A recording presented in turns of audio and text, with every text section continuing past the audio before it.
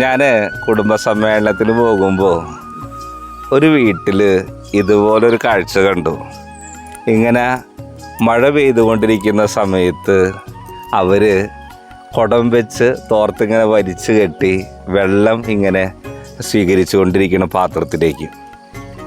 നമ്മളെ ഇവിടെയൊക്കെ അങ്ങനെയൊക്കെ പണ്ട് ചെയ്തിരുന്ന ബാല വെട്ടി വെള്ളം ഞങ്ങൾ കുട കൊടുത്ത് ഇങ്ങനെ തുണി വെച്ചുകൊണ്ട് എന്തിനാ വെള്ളമൊക്കെ അങ്ങനെ കഞ്ഞി വയ്ക്കാനുണ്ട്.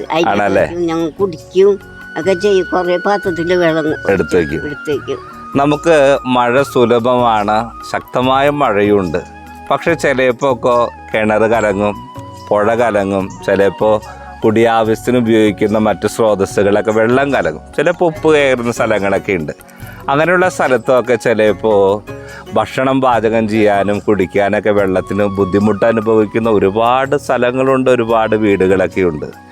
ഇന്നും നമ്മൾ വല്ലപ്പോഴും ഒക്കെ പണ്ടത്തെ പോലെ ഇല്ലെങ്കിലും ഇതുപോലെയൊക്കെ വെള്ളം സ്വീകരിക്കുന്ന പല വീടുകളെയൊക്കെ കാണാം. പക്ഷേ ചിലപ്പോൾ ഒക്കെ മിനറൽ വാട്ടർ എല്ലാ ദിവസവും കുടിക്കാൻ ആളുകൾക്ക് എളുപ്പമാവില്ല, അല്ലെങ്കിൽ അതുപോലുള്ള ക്യാനുകൾ വാങ്ങാൻ അത്ര എളുപ്പമാകില്ല. പക്ഷേ ഇന്ന് ചിന്തിച്ച് നോക്കിയ കുടിവെള്ളത്തിനും ഭക്ഷണം പാകം ചെയ്യാനൊക്കെ ആളുകൾ ബുദ്ധിമുട്ടുമ്പോൾ ദൈവം പ്രകൃതിയിലൂടെ ഒരു വരമഴ ഒരുക്കുകയാണ്.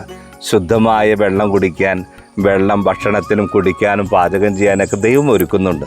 നമ്മളൊന്ന് ചിന്തിച്ച് നോക്കിയേ, ജീവിതത്തിൽ വെള്ളം കലങ്ങിപ്പോകുമ്പോൾ, ജീവിതത്തിൽ ഒരു വഴി അടഞ്ഞു പോകുമ്പോൾ ദൈവം അതിനേക്കാളും ശുദ്ധമായൊരു വഴി ഇന്ന് നമുക്ക് വേണ്ടി ഒരുക്കുന്നുണ്ട്.